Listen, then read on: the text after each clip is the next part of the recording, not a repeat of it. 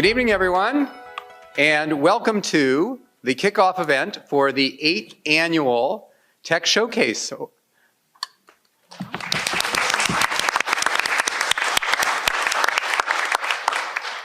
I have to say, I'm really impressed at all of you folks who came out on the eve of the big event with the exhibits and all of that. It's great to see you all, and it's great to see you all in person again. This is a wonderful panel that we've got assembled. The last time we got it together was during the pandemic. It was great then, but it's always nicer to have things happen in person. So thank you all for coming tonight.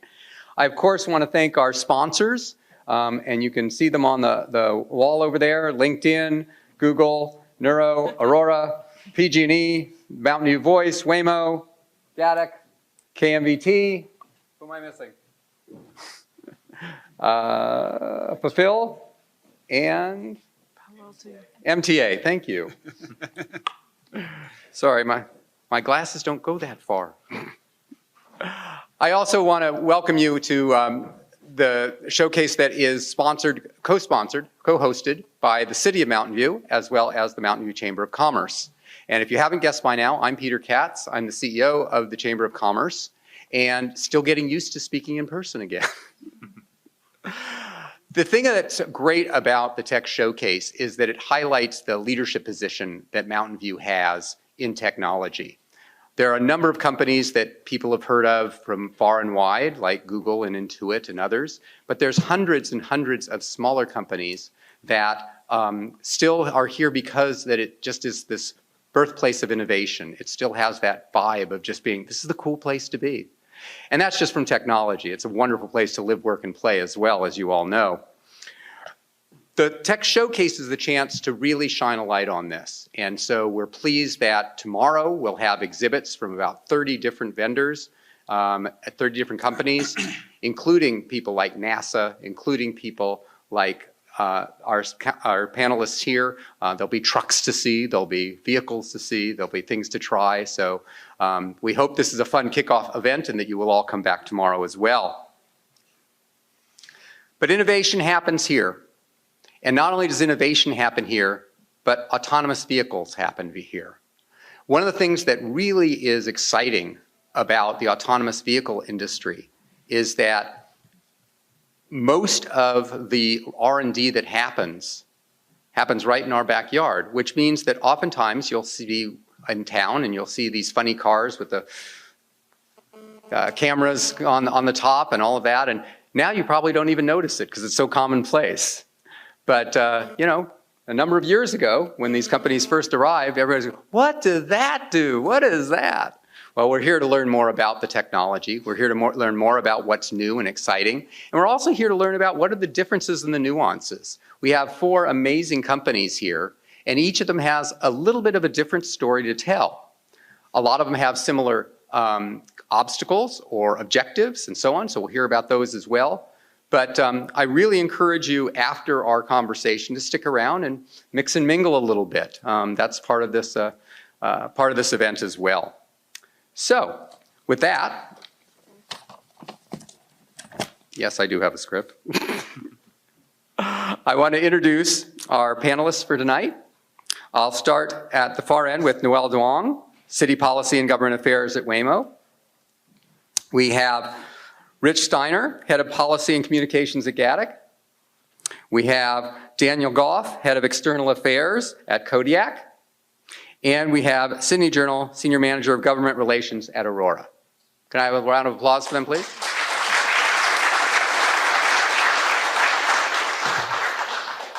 Each presenter has been kind enough to provide a video introducing their company and some key concepts.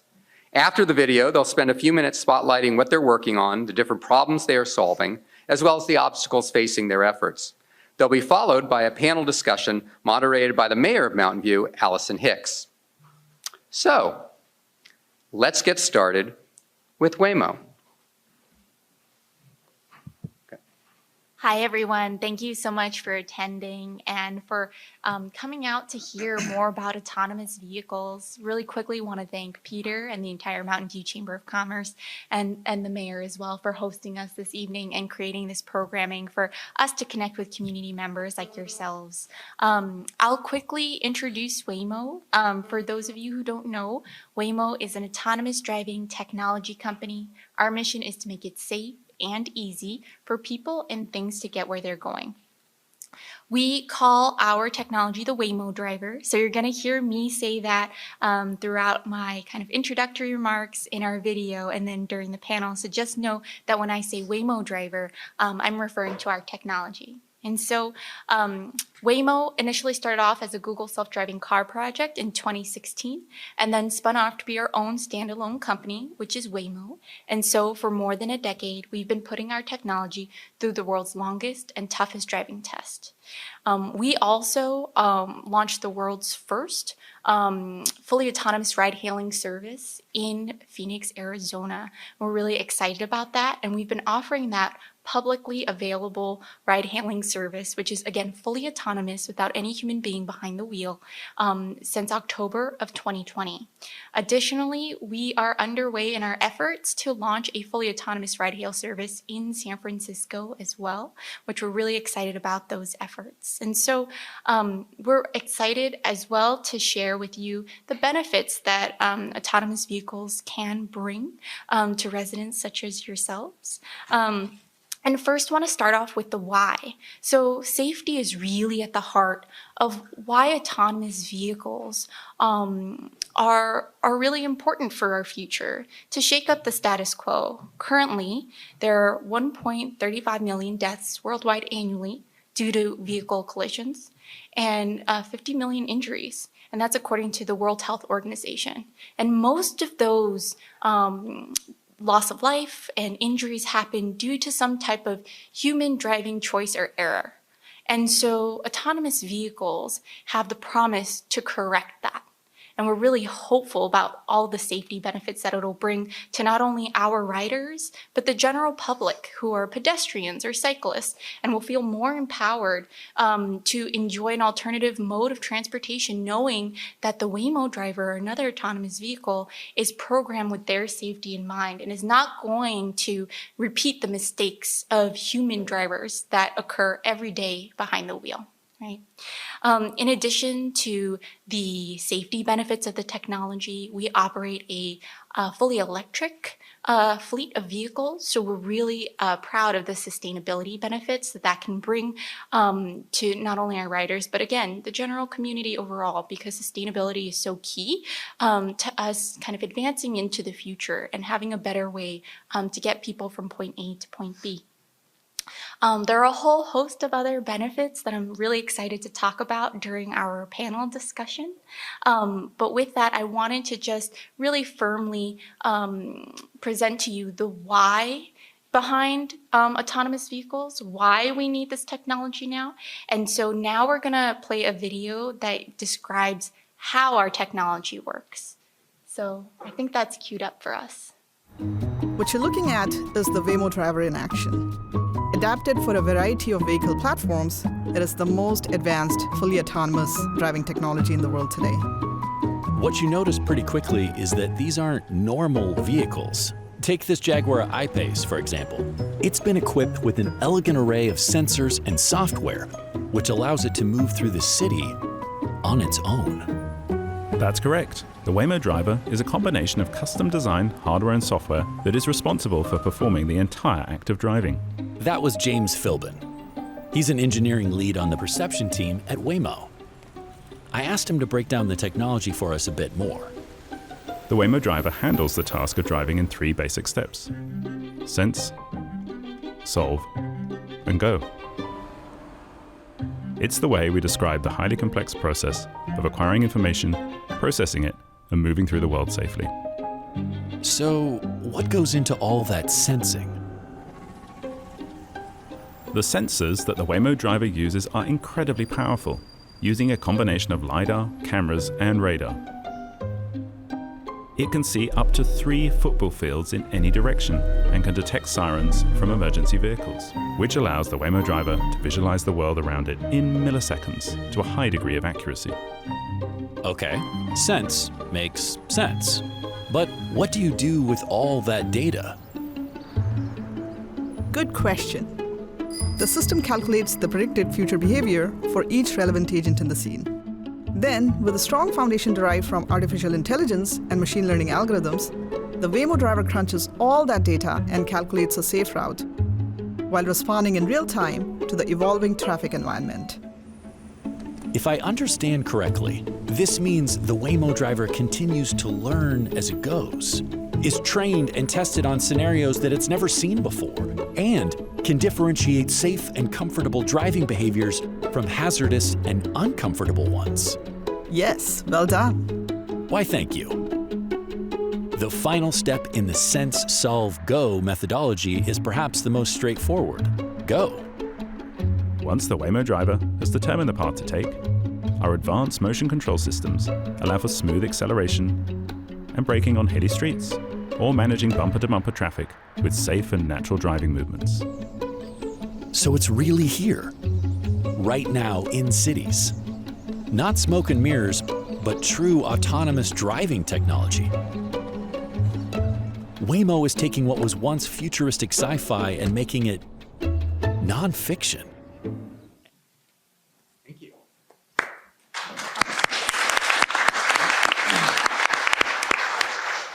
Thank you, Noel. You know, I'm always struck when I see these kind of videos of how our world is changing. I don't know about how many of you have children at home who are around the age of 16 or 17, somewhere in that neighborhood. But when I was that age, couldn't wait to get my driver's license. My kids were saying, "What do we need driver's license for? We'll have driverless cars soon." So times are changing. Okay, next up, we'd like to roll the video and then introduce Rich Stein of Gatik. The road from Dallas to Houston is long. It's one of the busiest shipping corridors in America. On a road like this, you see all kinds of things. Aggressive drivers, construction, traffic, unpredictable weather. That's why we operate here. It's a proving ground. So what are we proving? That our product is made for a purpose, that it's designed for safety, that it's built for an industry that keeps the economy moving. And most of all, that it's real, pulling freight every day. Aurora has implemented the final features necessary for service between Dallas and Houston in Level 4 autonomy, paving the way for our commercial launch. You could call it the future. We call it feature complete.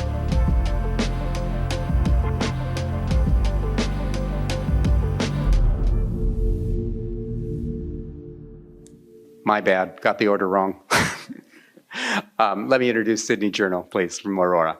Thank you, Peter. And hopefully that gave you a little movie trailer vibes. That's the vibe I get out of that that clip there. But I'll share a little bit more what feature complete means. But again, my name is Sydney. I'm on the government relations team at Aurora. And our mission at Aurora is to deliver the benefits of self-driving technology safely, quickly, and broadly. And as was mentioned before, I definitely want to focus on that safety piece. That's first and foremost in everything that we do at Aurora.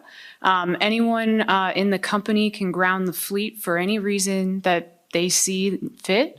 In addition, we don't just use one single metric to say that we're safe enough to be on public roads, but we use a very holistic approach that looks at hundreds of pieces of evidence to say that we're acceptably safe to be on public roads. And I wish I could print it out for you, but it is so extensive that I would recommend looking on our website. We have a framework that gives you a sense of what that is exactly. So please do take a look, Aurora and safety, and it should pop up right away. But a little bit of background on Aurora itself. We were founded in 2017. We've since grown to over 2,000 employees, and we have a sizable presence in Pittsburgh, Pennsylvania, in Texas, in Bozeman, Montana, and of course here in Mountain View. And we are developing what we call a fully autonomous truck. So we're also focusing on ride hailing, but right now the main focus is on our trucks. And I say fully autonomous because I'm often asked by folks, can I purchase one of these out in the real world? Can I purchase a self-driving vehicle? And the short answer is no. So what you can purchase out there, it's very cool technology that I wish I had in my car, but it's what we call driver assist. So think things like adaptive cruise control, lane assist, all of that technology is driver assist. It helps with the driving task, but you still need a human to take over at times. What we're developing is very different. I think what we're all developing on the panel, it's what we call level 4, fully autonomous, where the Aurora driver is the driver from the beginning to the end, and there's no need for a human driver to take over. So that's our focus right now. We are partnered with a number of manufacturers, carriers, and shippers. So we have a partnership with PACCAR and Volvo, who together account for about 50% of truck sales here in the US. And we take their vehicles and we work very closely with them to retrofit those vehicles so that they're ready for driverless operations.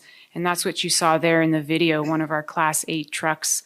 So we don't manufacture the vehicles, but we do retrofit those vehicles. We work as well with a number of shippers and carriers in the freight and logistics industry. So think companies like FedEx, Uber Freight, Schneider, Werner, Hirschbach, and others. And the way we envision this product working in the future is that you will be a shipper or carrier. You will add the Aurora driver to your vehicle, and it'll be a subscription model. So a fee per mile, and you'll go from there and get all the support systems that come with it. So that's our partnerships. And then lastly, on the technology itself, we have, a suite of sensors that really helps us see the world around. So not only do we have camera and radar, but we have proprietary first light LiDAR, which allows us to see 400 meters away. For those not trained in metric, that's about 4 football fields. And that's more than a human driver can see. So it certainly helps us when we're highway driving. And these vehicles, the Aurora driver is intended to handle anything that we expect it to encounter on the road. If there is something that it isn't sure about, it can always phone home, essentially, to our command center. And we've got command center specialists that can provide advice and guidance. But an important note on that is our command center specialists cannot remotely operate the vehicle itself. So the Aurora vehicles are not remotely operated, but they can seek advice and guidance. And then the last 2 things I'll just end on. The last time I was here was virtual, and we've had a lot happen since then. So we went public in 2021, and then, alluding to our video, we reached one of our milestones, which is feature complete. And what that means is that we now have all the technical capabilities to launch a truck on our Dallas to Houston route. So now we're focusing on an actual commercial launch where we will pull the driver along that route between Dallas and Houston by the end of 2024. And a big component of that is we're going to close that safety case.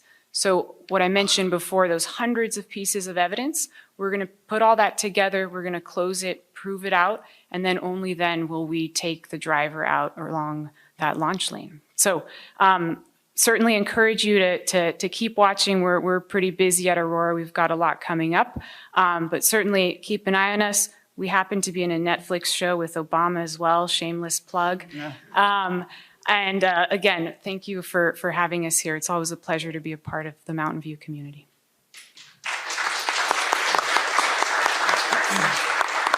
Thank you, Sydney.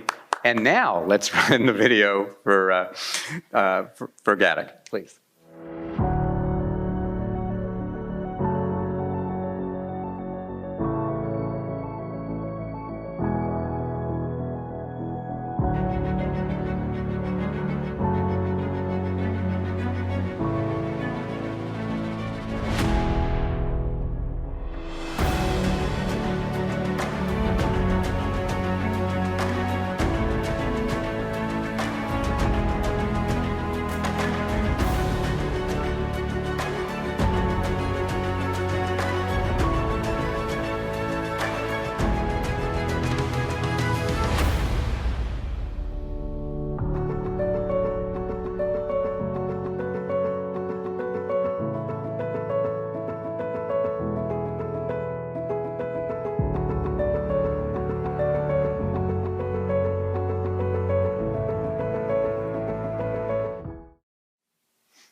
Okay, so I was joking with Sydney before this that as the British guy, I'll be the David Attenborough of the autonomous vehicle world. So that's how she'll introduce. Somewhat less qualified and less esteemed than Mr. Attenborough himself, but I'll be the British guy. So, Rich Steiner, head of policy at GADIC. First of all, huge thanks to the Chamber, to Peter for having us here, to Mayor Hicks for hosting the panel, and to all of you for coming as well on a Wednesday night. So thank you so much. We're looking forward to the discussion.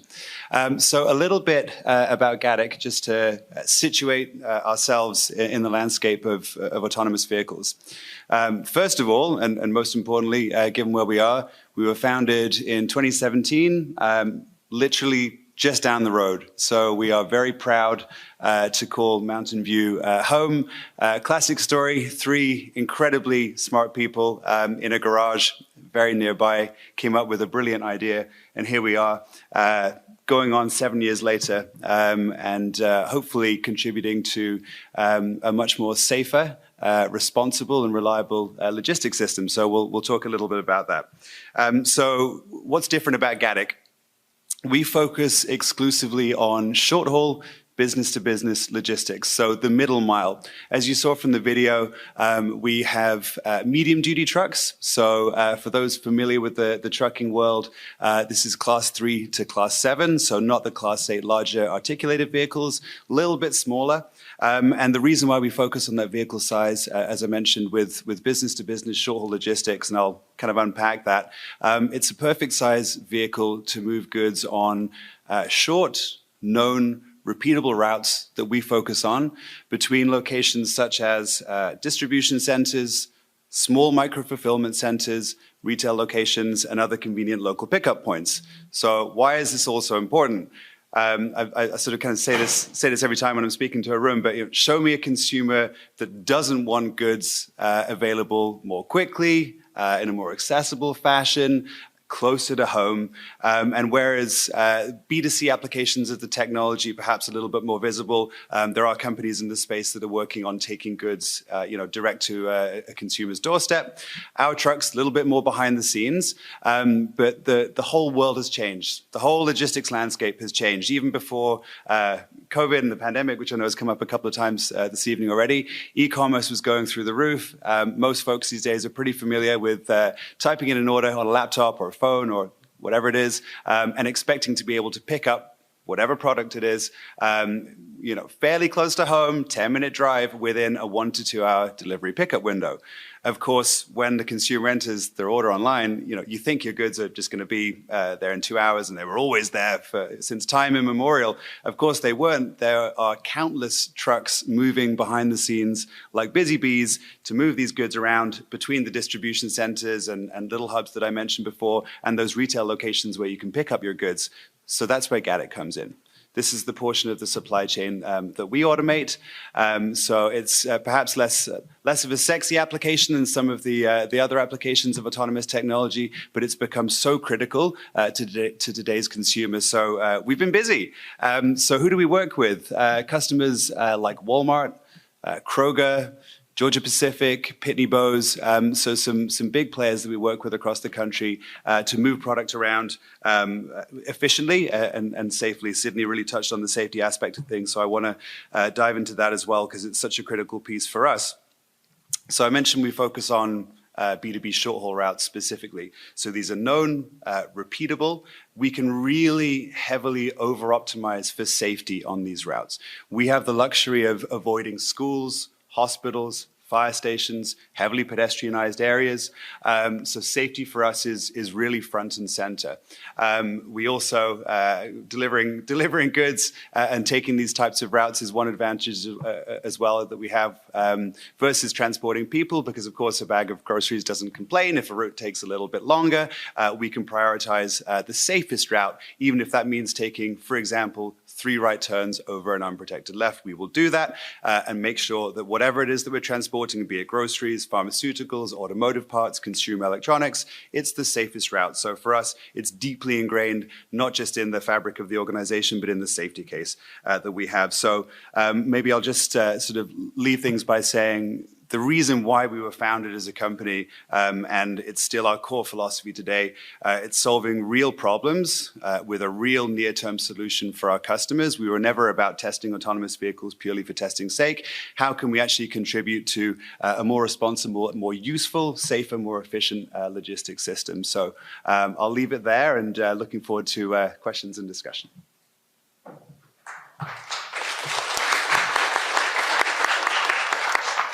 Thank you, Rich. And last but not least, let's hear from Kodiak.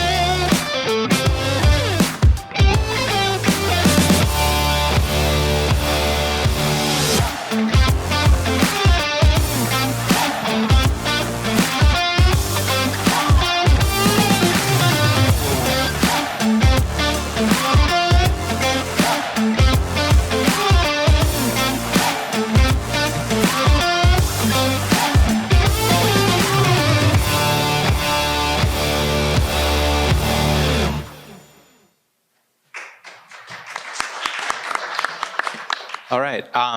Thank you so much to Mayor Hicks and Peter and the Mountain View Chamber for having us here today, and of course to my fellow panelists. I was thinking it's really great that you all here get to experience kind of a wide range of not only different companies in this space, but different sort of intro video types. I mean, I was kind of thinking, I appreciate Waymo and Noel starting with sort of a documentary and Aurora and kind of a Western motif, and then.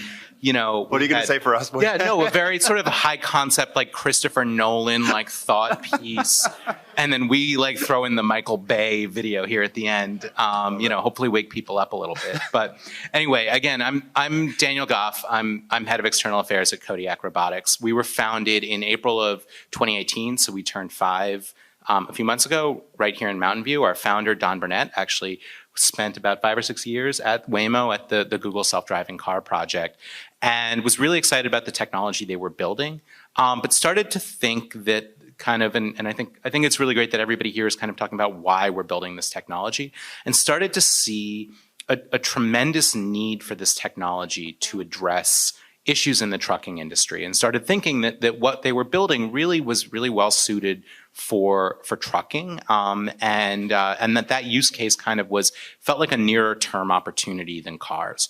And I think there are 3 issues, and I assume there may be a lot of people in this room who know a lot about trucking, but I think there are 3 real issues in the trucking industry that we see our technology as helping to address. The first is sustainability. Trucking is hugely uses a ton of fuel. It's a huge percentage of the fuel we use in the country. I'm now drawing a blank on exactly what percentage. But we think that our autonomous technology has the opportunity to increase the sustainability of the trucking fleet, even when we're working with diesel trucks as we are today, though we're looking towards an electric future, for a few different reasons. The biggest is just efficiency. Our drivers stick to the speed limit. They stay to the right lane. They don't weave in and out of traffic. They accelerate efficiently, they brake efficiently, and we see about a 10% fuel improvement kind of driving the same routes with the same trucks versus our traditional trucks. And then there are a bunch of other additional things. So for example, drivers, I was at our office in Texas this morning in Dallas, where it was a steamy 105 degrees today. And when you're driving down the highway, you see people drivers who sort of hit their limit for the day, the number of hours they're allowed to drive, and they're sleeping in the back of their truck, and you use a lot of electricity or a lot of diesel to air condition a long haul truck down to a livable temperature when it's 105 degrees outside. Putting aside sort of whether that's a good lifestyle or not, there are huge sustainability benefits to this technology. I think the other 2 issues, I think obviously all of our companies, everyone on this panel has talked about the safety benefits of their technology. And we really see the opportunity to increase safety. And I think a lot of people don't understand this, that safety is also tied up in supply chain issues that we've seen over the last few years.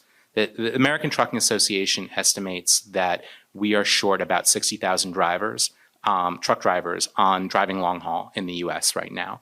That number is set to increase to about 140,000 by the end of this decade. And I think a few years ago when I started in this job, sort of before COVID, that wasn't impacting people. But I think we all saw the impacts of this shortage during COVID with the supply chain crisis. And actually the supply chain crisis and the driver shortage and safety are actually really intertwined because it's so hard to find people who are willing to drive long haul. Trucking companies, and if there's anybody from trucking companies, I know it's not your company, it's other trucking companies.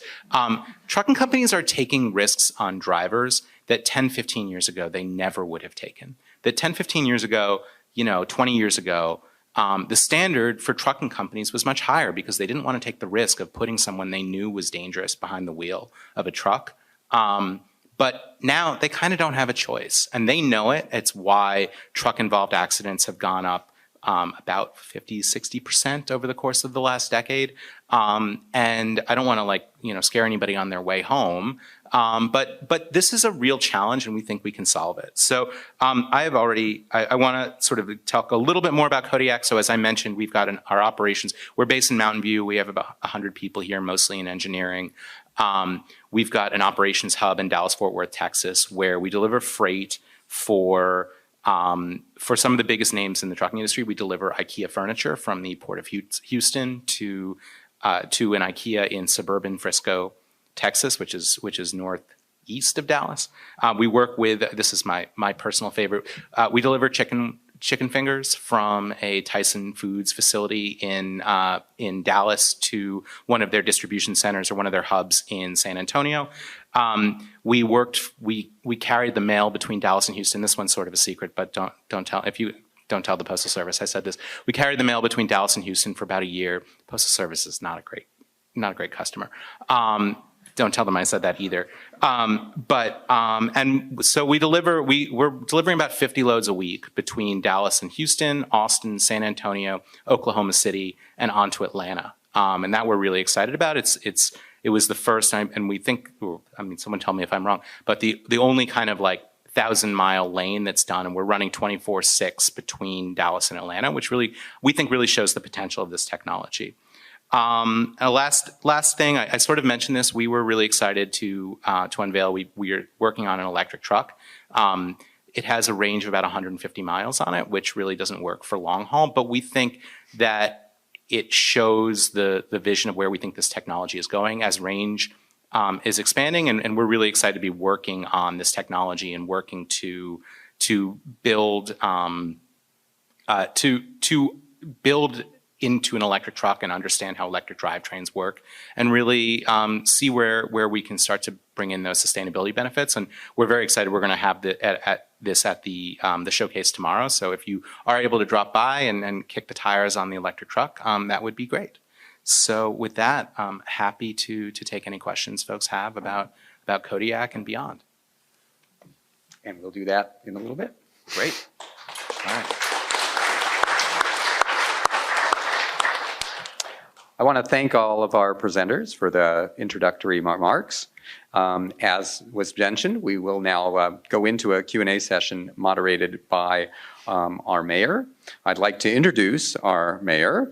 Throughout her career, Allison Hicks has taken a particular interest in the role of transportation in local economic health, sustainability, and livability. She has a Master of City and Regional Planning from UC Berkeley, go Bears, as well as a BA in Economics. Her first planning job was with the City of Oakland's Community and Economic Development Department under Mayor Jerry Brown. She also worked on current planning with the City of San Jose and was the Associate Director of Northern California Land Trust. Now in her second term on the Mountain View City Council, she serves as Chair of the Sustainability Committee and as a member of the Transportation Committee, and of course, is currently our Honorable Mayor. Mayor Allison Hicks, welcome.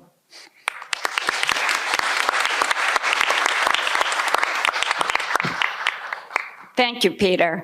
And everyone, tell me if this mic is adjusted right for me. And welcome everyone, panelists and members of the audience. I'm so glad to be here with you at the second stage of the Mountain View Center for the Performing Arts, and hope you come here again to other events. I will start off with, from what I've heard, the last event of this kind was 2 years ago and it was virtual. So I'd like the panelists to start us off by catching us up. What are the big things that have happened in the past 2 years? And what are the next big milestones for your companies? I don't know if you have a preferred order to answer in. Do you want to go from You can jump in. right to left, left to right? Yeah, so we've been hard at work at Waymo, not only deploying and offering services to members of the public in Phoenix, Arizona, as mentioned, but also doing work right here in our backyard in San Francisco to try to launch our fully autonomous ride-hailing service there. And so in March of 2022 is when we started our fully autonomous operations in San Francisco. And so in terms of what's ahead, we're really excited about the future of being able to charge fares for those rides. So currently, we operate a program where members of the wait list have been accepted and can take rides with us, but we aren't permitted yet to charge fares for those rides, and that's our next step. And we're waiting for that permit from the CPUC, which is the California Public Utilities Commission. So we're looking forward to that. The vote is scheduled on August 10th. So if any of you are really passionate about having a fully autonomous ride-hailing service in the Bay Area, specifically for this permit in San Francisco, please let that be known and submit a letter of support. And if you're interested on how to do that, please come up to me after the panel and I can share those instructions with you. Thank you. Yeah, thanks for the question, Mayor. It's been a busy couple of years for us. I mentioned in my opening remarks that the logistics landscape has changed, and even before the pandemic, e-commerce, going through the roof, and people wanting goods in near real time. So the pandemic was crazy busy for us in terms of hopefully being part of the solution and actually getting goods to folks, essential goods and supplies to folks when they most needed them. There was I've joked about this, I think, with a couple of folks in the panel, but we deployed in Texas a few months back, moving Georgia Pacific goods, and as a Bloomberg article came out, and the headline was something along the lines of, Gaddick delivers toilet paper. And I remember our PR folks being like, "Oh, this title's not good, doesn't sound good." I said, "It's fantastic. It's amazing, right? This is Gaddick delivering an essential item to households that need it in an accessible fashion, getting goods more frequently to folks that need this item when they need it, where they need it." I said, it's great. And it's a very real kind of narrative about what we're doing. But to highlight a couple of the really big milestones, Mayor Hicks, to your question. So in 2021, so a little less than a couple of years back, we've been, and I'll take a step back here, we've been operating with Walmart in Bentonville, Arkansas for some years now, and in 2021 we achieved a historic milestone by operating driver out, so fully driverless, with our trucks in Arkansas, moving goods on a 7-mile route between a dark store, which is like a small warehouse, to a retail location where folks can access their goods. We expanded that driver out model about a year ago with Loblaw, that's Canada's biggest retailer, so we also operate across the border, north of the border up in Canada, and expanded that driver out model there. So really delivering on the true advantages of autonomous delivery today. So some very proud moments for the company. And I will just touch on Texas as well.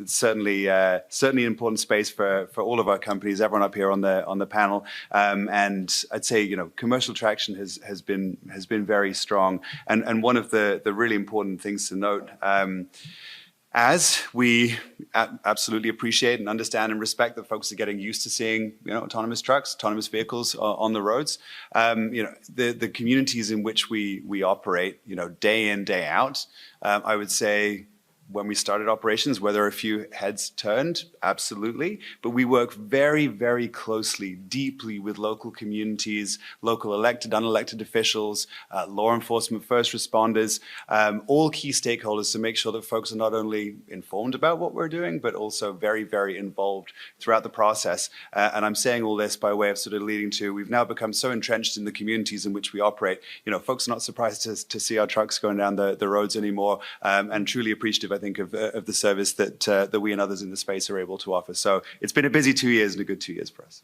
Thank you. And Dan, what are your milestones? Sure. So this is a tough question for me since I don't remember anything since like last week, but I will do my best. I would say there are 2 milestones over the last couple of years that I can think of that I think are really meaningful. One is I think sort of echoing what Rich said. I think on a couple of different metrics, folks have really started to reconcile themselves and understand this technology. So, 2 years ago or so, we delivered freight. We had a customer or two. We had a few trucks, but fundamentally we were very much a engineering development centric company. And I think we learned over the last 2 years, starting at around 2 years ago, the importance of working with partners to actually understand how this technology is going to integrate into our customers' fleets and actually be delivering freight in a meaningful way. So I think we've gone from, again, a handful of deliveries, mostly kind of, strategic where it came from, to delivering 50 loads a week for some of the biggest companies in trucking and in the world. We're over 3,500 deliveries now. And I think that's fundamentally a shift. And it also represents the shift in the industry that, like, fundamentally trucking companies know there's nothing else coming for them to sort of save this model. Between the driver shortage, the safety issues, like, trucking companies are all in on autonomy as potentially being a solution to their issues.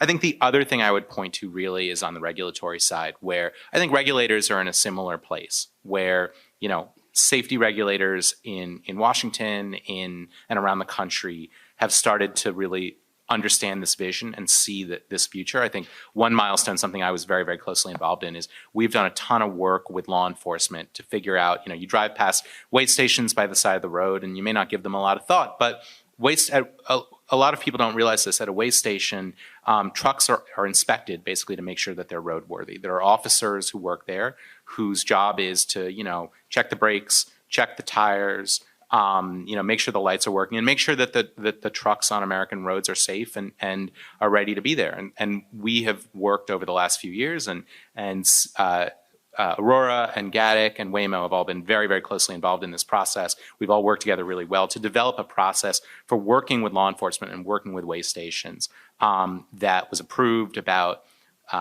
6 months ago or so by the National Association of Highway Patrols, which is called the Commercial Vehicle Safety Alliance. And I think that really reflects where kind of the most of the people where the rubber meets the road on safety really see this technology. So very proud of that milestone. In the future, and I know I've already taken up too much time here, we're working on sort of the same thing that everyone else in the industry is, which is really proving that safety case, building that proof that this technology is safe and safer than or as safe or safer than a human driving the truck. And I think our goal is to get there in the next year and a half or so, and to be able to start driving without a safety driver. But until we can really prove to regulators and ourselves and the public that that's the case, we are not, we will have a driver behind the wheel. Thank you. And Sydney, what are the what's happened over the past 2 years for Aurora, and what are the upcoming milestones? Thank you. I alluded to some of our major milestones when I was speaking earlier, so I'll keep it short and sweet. But we went public in 2021, a big moment for Aurora. And then just a few months ago, as I mentioned, we reached feature complete, where we now have all the technical capabilities to launch a product. And so our focus now is really on launching that commercial product without a driver along our Dallas to Houston route by the end of next year. So that's the big milestone that's coming up, and those are the ones that have happened most recently. Thank you. Now maybe we can go in the opposite order, just to mix things up. Just before we get into the meatier questions, since you're all in Mountain View, and that can't be a coincidence, why are you in Mountain View, and what makes our environment so special for this particular industry? So starting with Sydney. I'm a little biased because I was born and raised around here, but one of the, I mean, you know, as our West Coast headquarters, Mountain View has been an incredibly supportive community for us. We opened our offices here in Mountain View in 2021. So you can imagine we had, as we were building that office and thinking about how we'd open it, a lot of uncertainty. And so very grateful for the economic development team and the city for helping us navigate what were just very uncertain times. But in addition to that, Mountain View, the city has a commitment to emerging technology. Mountain View is a powerhouse for innovation and investment, and there's access to top-tier talent. So it's really no wonder that we moved to Mountain View. And then, you know, I'll also mention we have a number of employees that live, work, and play here, and you'll see us at events like Tech Showcase and Art and Wine Festival. We're just very grateful to be part of the community. And Dan? I don't know that I have that much to add to that. But yeah, I mean, I think the reality is that this is a cutting edge industry where, you know, some of the sort of leading engineers in the country and the world are attracted to this industry, and fundamentally the industry follows where those folks want to live. Mountain View is one of the best places in the world to live. Up with, you know, it's like Mountain View in New York City and like, you know, maybe London, but which is, you know, it's I think that is an unparalleled competitive advantage. And, you know, I'm asked the question all the time, especially in our beloved second home state of Texas, like, what can we do to get your engineers to move to Dallas? And the answer is nothing. Our engineers are never going to move to Dallas. You know, and that I think reflects kind of the ecosystem and the community here. Yeah, I mean, I'm going to build on these comments. You know, look, I think Silicon Valley, Mountain View in particular, is a very, very unique space, right? I mean, you guys, I'm preaching to the converted, I'm sure. You guys all know. To Dan's point, I mean, you know, can we get the engineering, the finest talents, you know, the finest minds in the US on the engineering front to move anywhere else? No. I mean, maybe Austin.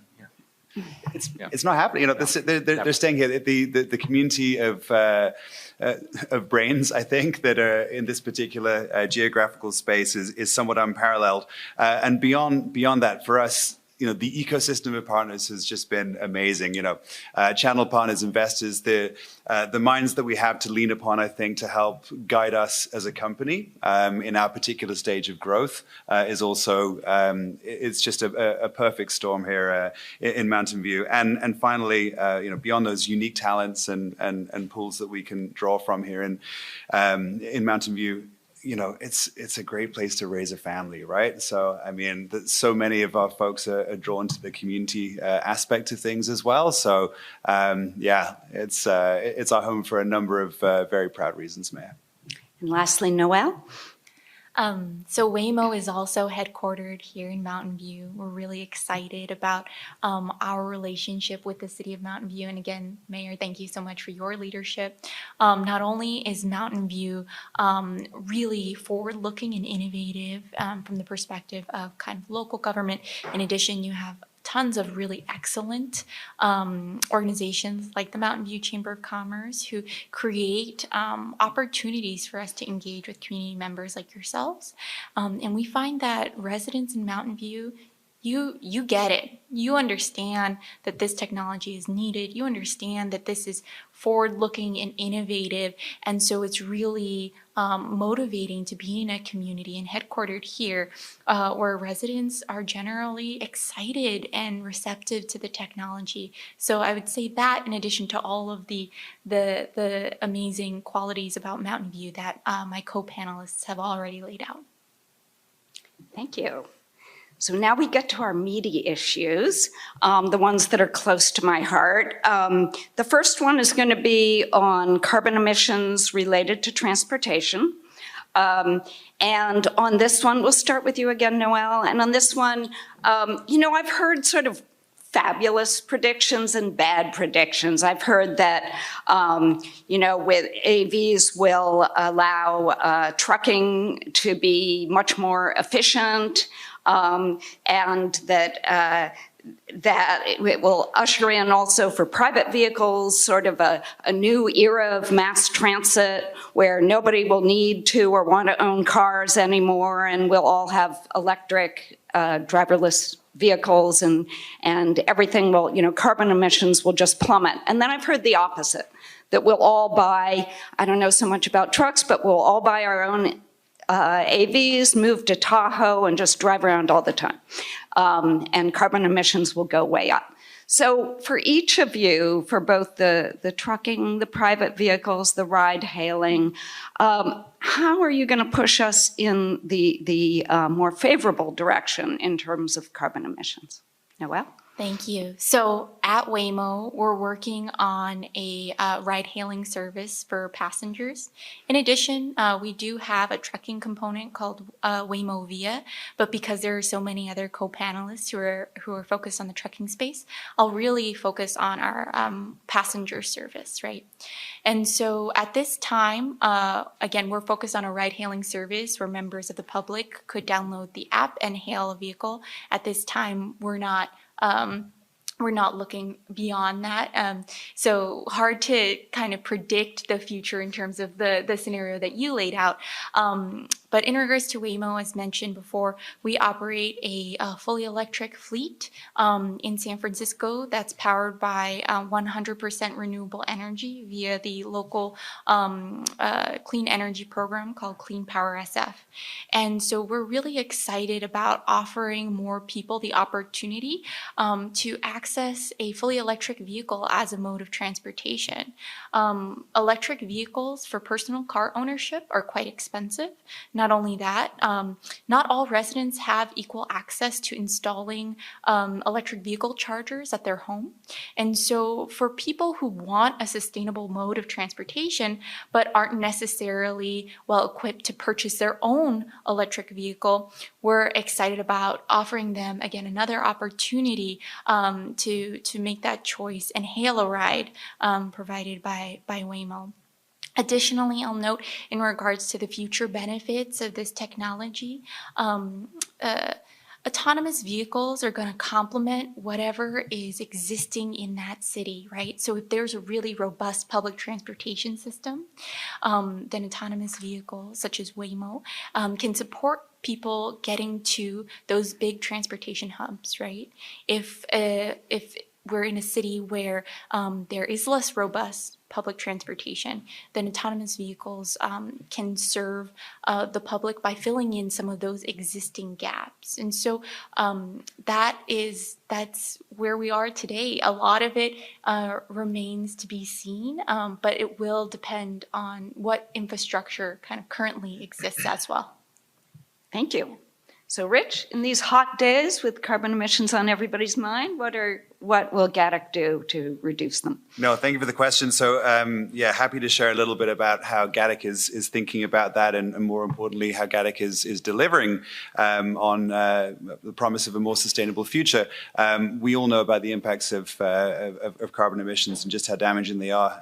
Generally speaking, from the logistics space, and it's certainly incumbent upon all of us to play our role in addressing that factor. So GATIC actually launched the industry's first autonomous electric medium-duty solution. This was in Louisiana in 2021 with Walmart, and we've heard a little bit about battery life for the trucking sector. And I'll just sort of self-servingly, call out one of the real advantages of the middle mile, those short-haul business-to-business routes that I referenced that we run exclusively on. Given that they're shorter, with our medium-duty trucks, the battery life is there today. So back in 2021 when we launched, I'll just sort of describe the model to you with our autonomous electric trucks, shifting goods between a retail location and a distribution center and back again, sort of like a busy bee, as I described before. the battery life is a perfect match for the lengths that we're operating on. We also built in a charging station to the Walmart superstore where we were delivering to, so that if we needed to, we could grab a charge whilst loading or unloading goods. So you kind of picture this, and it's a sort of continuous loop of operations during service hours, which is hyper efficient, right? I mean, the battery life is good for about up to 150 miles, so it was a great fit for our use case, and we really started to see those benefits for our customer, and more importantly, I think, to the mayor's question, to the logistics space. I did a little bit of math before this. I think that average carbon CO2 emissions per mile in trucking space, about 162 grams, something like that. And so, you know, with 1,000 Gatic trucks, which in a few years is certainly where we look to be, you're talking about 11,000 plus metric tons of CO2 saved per year. So there's huge opportunities, right, for us in the sustainability space in terms of what we're doing, and proud to be playing our part. Thank you. Dan? Yeah, so as I mentioned, we recently started working on the first Class 8, so larger than, Rich beat us to it in these smaller trucks, but the first Class 8 long-haul electric truck. And we think that in some ways autonomous companies will probably be among the first to adopt this technology. It's much easier to actuate, i.e. physically control an electric vehicle than a diesel engine where you have to worry about throttle and all these other driving things I don't understand.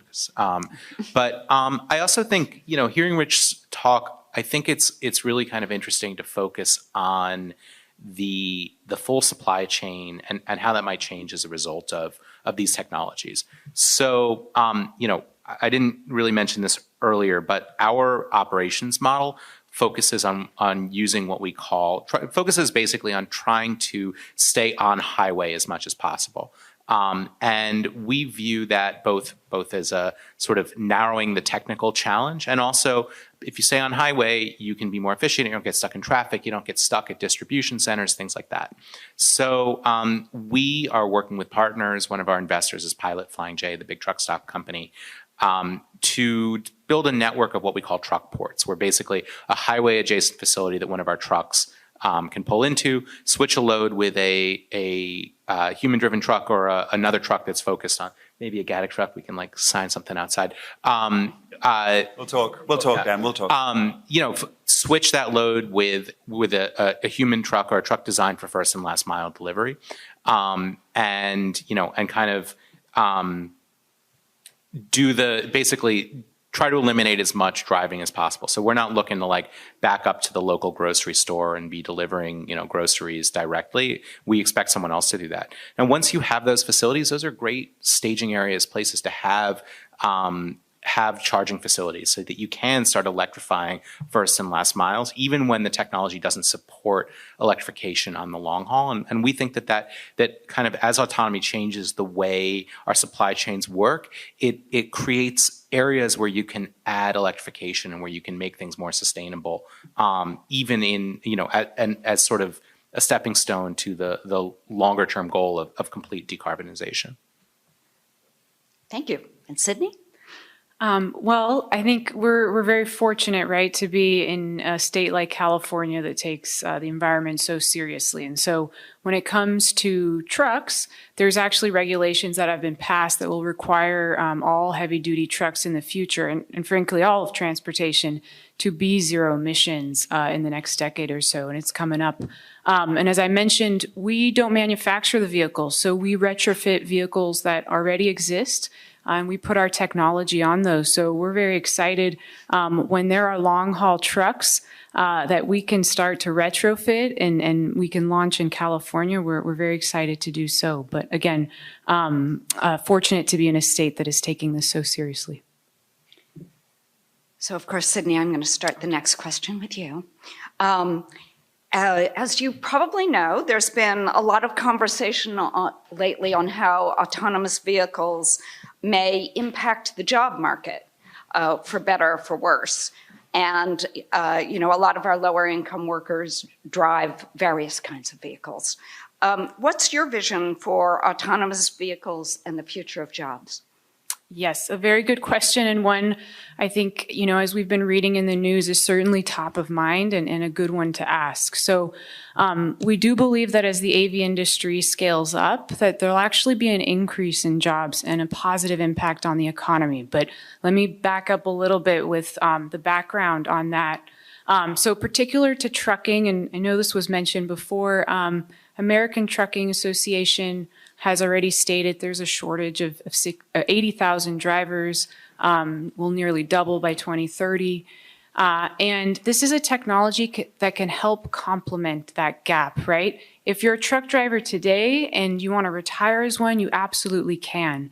And I have the great privilege of working with a number of our truck drivers, and they'll tell you that this is a taxing job. Physically, it is dangerous, and it often takes them away from their families for long periods of time. So we're really just helping supplement that gap. There's also been a study by the U.S. Department of Transportation that actually looked at long-haul trucking and the impacts, automated long-haul trucking and the impacts on the economy, and found that actually, on average, there'll be an increase of up to 35,000 jobs a year. And here in California, a similar study was done, showed the same results. But having said all that, we also don't take for granted that we need to be part of the solution when it comes to job creation. And that's a commitment we've made. And so in many of the areas where we operate, so for example, in Pennsylvania, we've partnered with their Pittsburgh Technical College on an 18-month year program, an associate's degree, to train service engineers, what I like to call the mechanics of the 21st century. They have your traditional mechanics background and they add robotics to it. And so they can then repair and maintain all of our vehicles. Similar type of program in Bozeman, Montana with Gallatin College, where we're training LiDAR and photonics technicians. And I can tell you that we compete very fiercely for these technicians when they graduate, because it's not just for autonomous vehicles. There's many industries now using LiDAR. So we've committed to that. And then just to give you some concrete examples, I've talked a lot about, community college programs, really working on that pipeline, but some actual concrete examples. We recently opened our terminal in Palmer, Texas, which is a terminal specific for autonomous vehicles. You can do calibrations there, on-site repairs. It's in a town that probably doesn't get as much of the love that its big brother, big sister does in Fort Worth, Dallas, El Paso, all the names that you're familiar with. But as we've built this terminal, there's an investment that comes with that, and certainly a lot of jobs. So what we've seen are, jobs around terminal operators, vehicle dispatch, fleet specialists who are repairing those vehicles, LiDAR technicians, our command center specialists who can provide guidance and advice to the vehicles. So even at a small scale, we're seeing those jobs today. So we're certainly very hopeful that one day we'll be able to bring that technology here. But again, we certainly aim to do our part when it comes to thinking through the jobs of the future. Thank you. And Dan? Well, that covered almost everything I could possibly say about the subject. So yeah, I think, look, I understand that this is obviously a very emotional issue for drivers and for people who drive a truck, but it's, to sort of reiterate what Sydney said, this issue has been studied repeatedly by economists at the U.S. Department of Transportation and beyond. And study after study has shown that this technology will create jobs across the economy. And that's kind of for the obvious reasons that we do face this big shortage, that one of the constraints on our manufacturing economy, our retail economy, is a lack of drivers. And a study that my favorite statistic is the U.S. Department of Transportation study that on this subject, the biggest one, said that autonomous trucks will put about $200 in the pockets of every American worker every year. You look at one technology, I think it's really hard to think if we just implement this one technology, it makes everybody $200 richer. That's an amazing and massive statistic. And I think the other reality is, yeah, it's going to take a long time to roll this technology out. We make about 150,000 trucks a year in the United States. There are about 4 million trucks on the road. If all of them next year were autonomous, and like 0 of them next year are going to be autonomous, maybe you've got like 10, then it would still take over 20 years for this to turn over. So anybody who likes driving a long haul truck can retire driving a long haul truck. And I understand that this still is, a very emotional issue for people, but I think that the data does not support the hysteria. And I think that when you actually talk to a lot of drivers, they understand the challenges that this industry faces.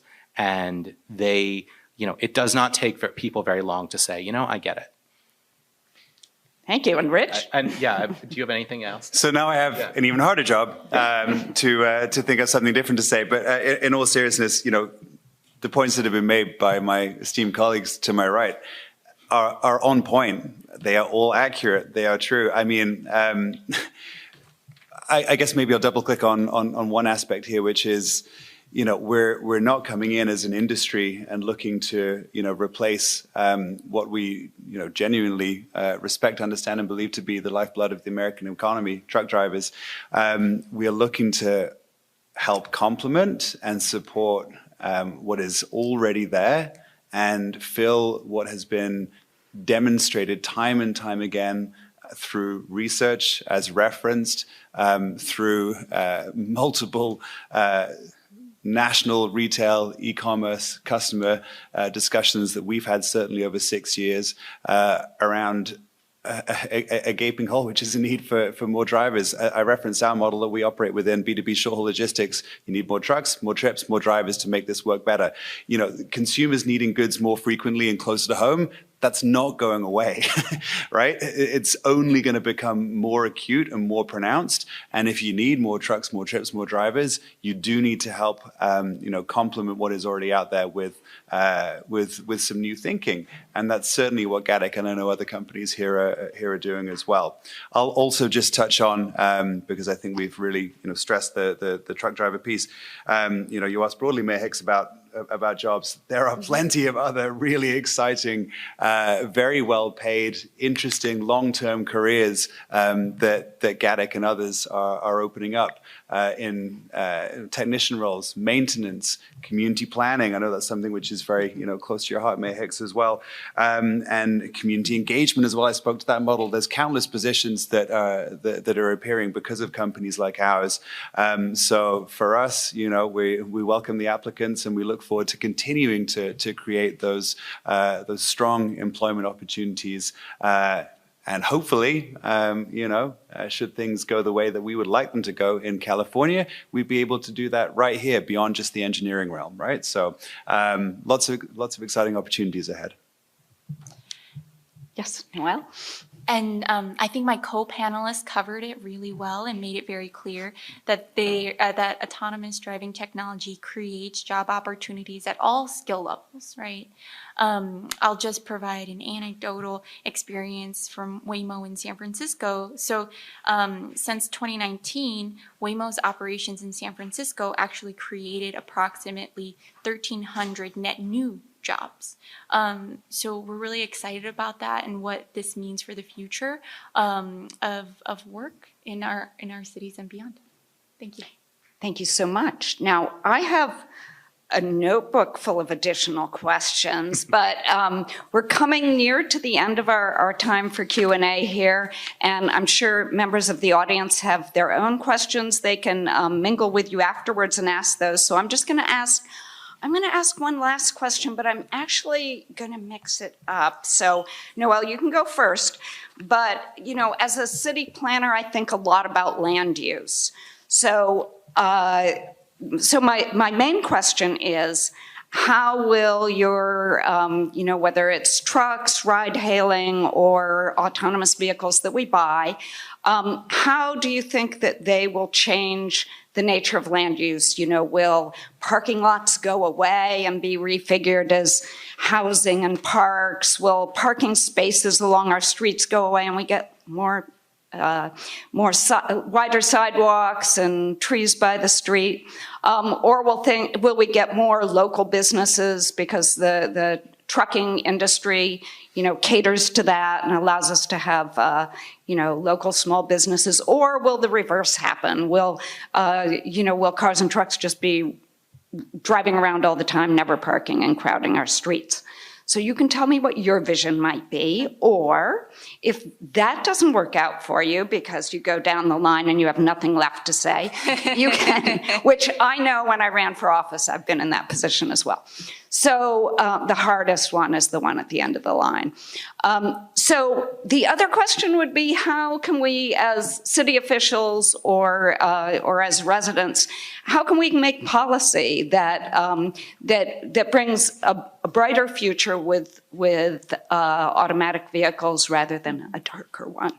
So either one of those questions, or both, land use or what we can do as policymakers. I think I'll kind of answer a little bit of both. Okay. And thank you, Mayor, for the question. I would say the best way for cities to kind of plan for a future with autonomous vehicles is to be collaborative and forward-looking, and reach out to the companies and join us in a good faith effort to really think through how we can best serve the riders in our communities, which are ultimately your residents, right? So we have a vested interest and a mutual goal there. I'll say that at Waymo, we don't need any special infrastructure, and whatever is best city planning to meet the needs of residents is sufficient for Waymo. I'll give an example where if you have a particular area where curb management tends to be a challenge for residents who drive human-operated vehicles, then it also benefits AVs to resolve some of those challenges with curb competition, right? And so I would say that whatever is best from a planning and land use perspective that promotes the safe and efficient use of your streets will benefit residents, visitors, and also autonomous vehicles. Thank you. So Rich? So yeah, I'll just touch on the infrastructure piece because this is something we get asked a lot. We very deliberately set up our technology to operate without the need for integration with city infrastructure, which might cost trillions of dollars. A couple of reasons. Number one, cities don't often have trillions of dollars to put into this. And number two, we didn't want to be waiting around for decades to get our trucks safely on the road. So they are quite capable of operating safely without extensive vehicle-to-everything technology. Second, on the land use piece, I mean, efficiency is at the heart of everything that we do. This is the core of our business. And so I think that to your question, Mayor, when we're in discussions with our customers and our partners around the routes on which we're operating, we involve all stakeholders, including municipalities, to understand how we can increase efficiency on the roadways, not detract from it. So that's absolutely critical for us. And finally, just in terms of the support piece, right? This is something, we're not doing this alone. We don't want to do this alone. We take our community relationships very seriously. If the information that we've shared is something which appeals, is of interest, right? There's been a lot of talk of, what could be as far as autonomous trucks are concerned in the state of California. So, call your elected representative and have a conversation. Come up to me afterwards, have a conversation. We can figure out how to do that together. So Dan, policy and land use. Yeah. So I am way over my depth in terms of land use. I mean, I think I certainly think that but I think it's an incredibly important question, particularly on the taxi side, to think about how does a cheaper, safer, more efficient form of ride hailing potentially impact how you do design cities. But it's not what we do at Kodiak. I think thinking about how industrial land use and how industrial planning changes as a result, again, of starting to break up that supply chain much more clearly between first, middle, and last mile, I think is a really a really interesting question, and something where we think that doing it right could have a lot of benefits in terms of reducing congestion, in terms of electrification and reducing emissions. And it's something that we've worked with some of our partners on to sort of think through how that works.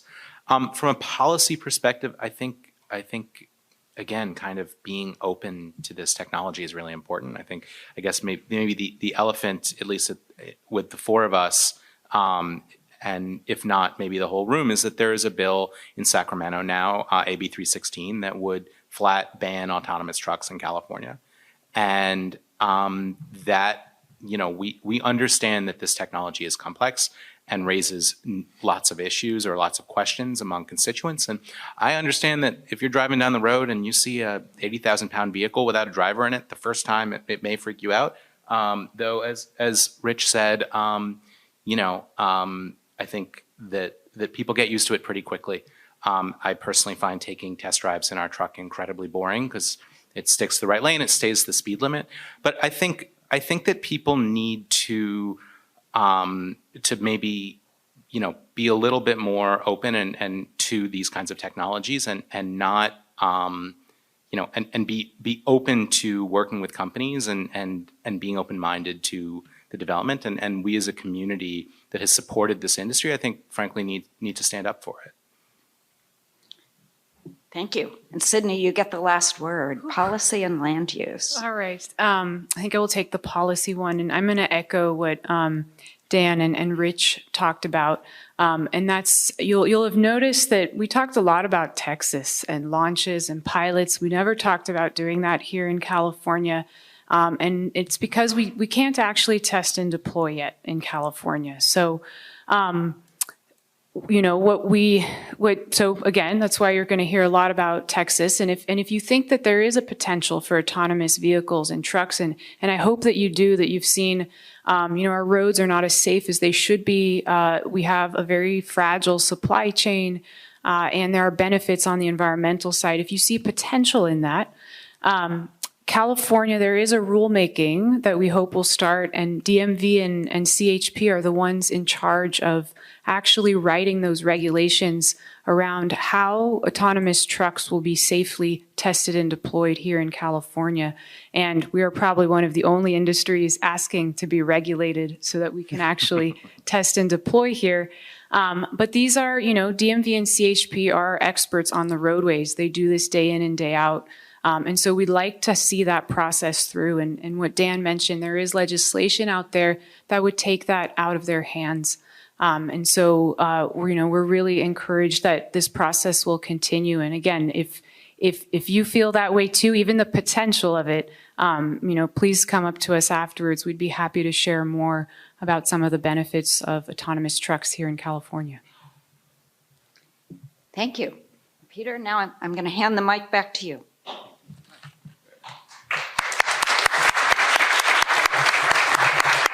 Thank you very much, Mayor, for really hosting a lively conversation here. And thank you, too, that I know you have a volume of questions because we've been through them.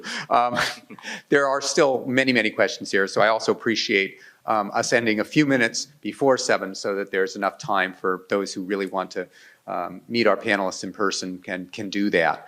I do want to thank our panelists for being here, being honest, being present, and also for the amazing work that you are doing.